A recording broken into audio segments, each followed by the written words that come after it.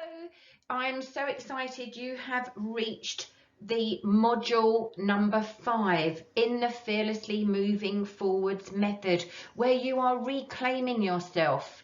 And this section is all about self-esteem.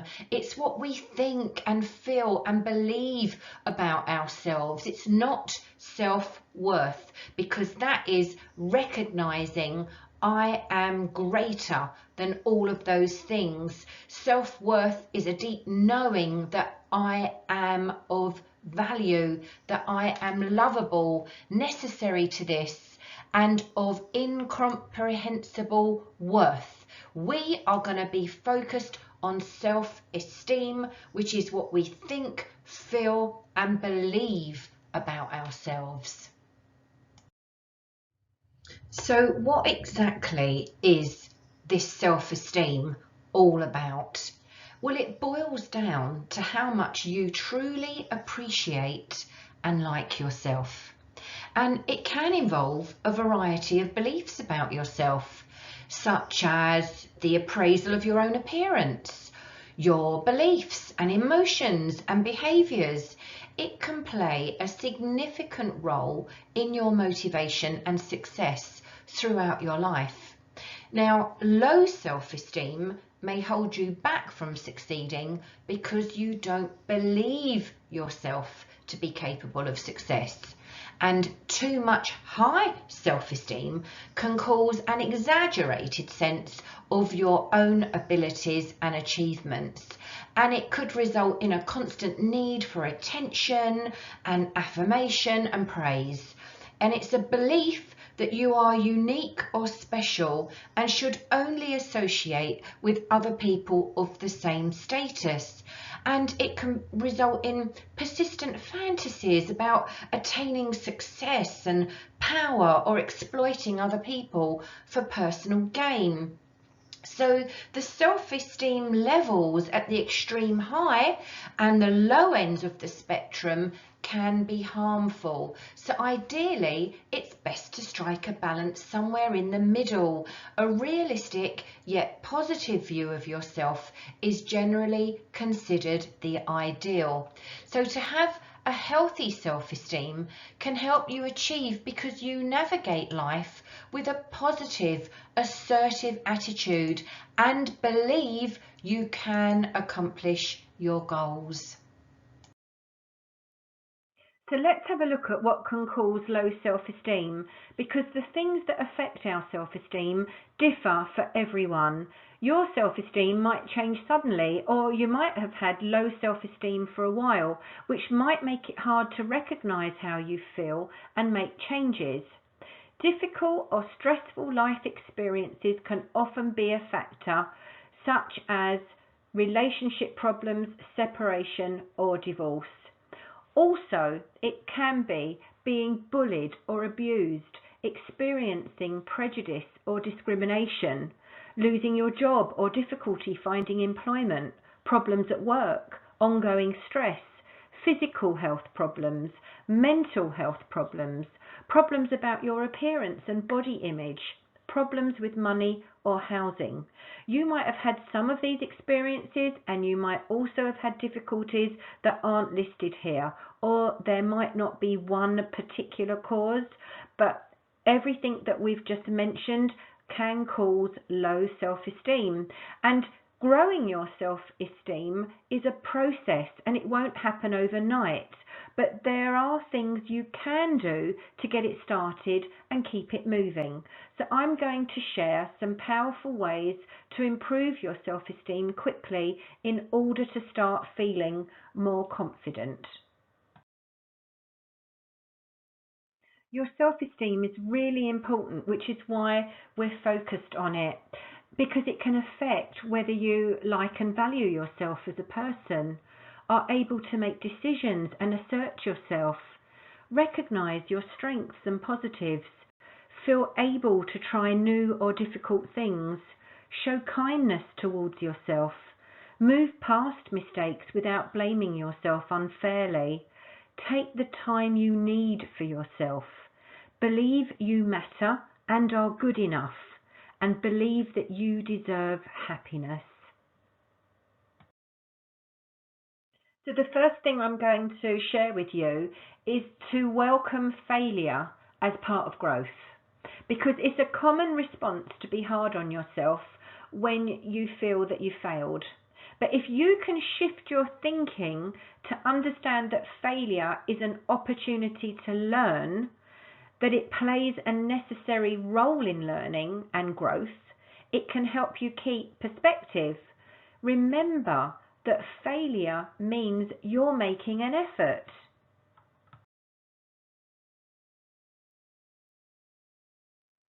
So you need to face your fear. Allow yourself to feel afraid, but keep going anyway.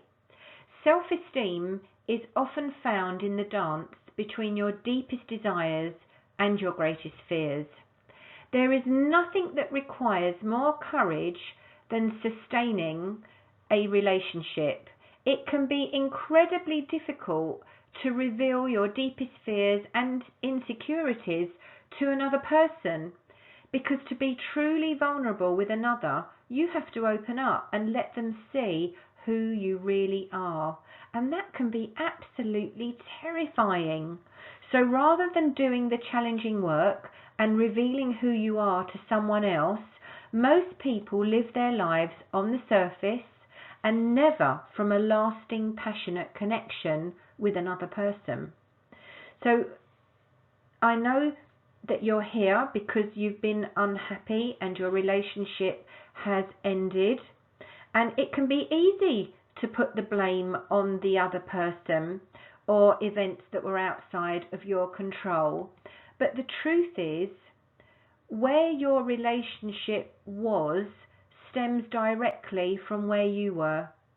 It's easy to be distracted and to blame others or outside events, but if you want to create real, lasting change in your future relationship and achieve a level of intimacy and passion and connection that you've always dreamed about, then you have to look within. It starts with you, and it starts by stepping into your pain.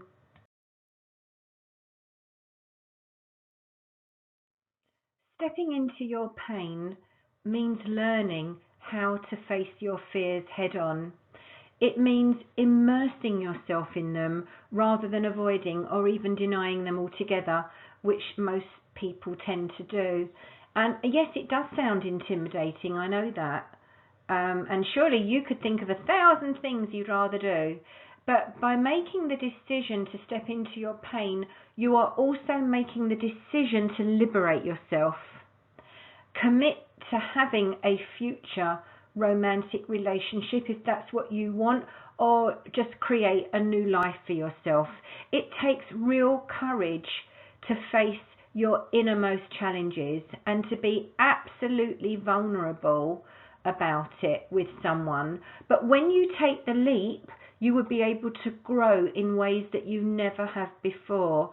And ultimately, you'll learn how to connect with yourself and with a future partner, if that's what you want, on an even deeper and more meaningful level. So you might be wondering, well, how do you step into your pain? And when will you learn how to face fear head on?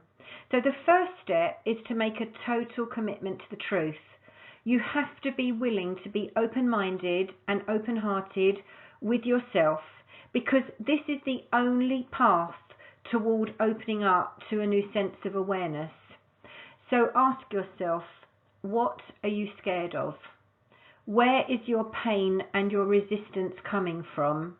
And you might want to pause the video here. You might want to jot down those questions and write whatever you feel right now, or you can do it after the video has completed. Now, the truth isn't always easy. It's not easy to handle, and it's not always easy to find, because a lot of us hide it from ourselves. But it's in that moment of recognizing I am scared and then making the decision to follow that fear, that is how real change is made. And now that you've committed yourself to the truth, you must understand that there are two deep-seated fears that every single human shares. First, there is the fear that you are not enough.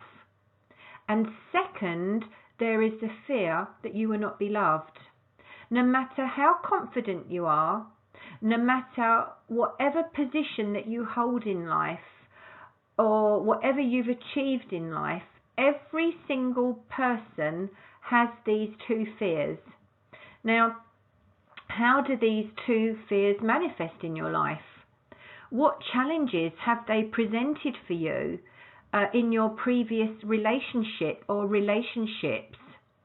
Perhaps you shut down in the midst of conflict, or maybe you run away from responsibilities when things get too serious, or do you lash out when you feel scared?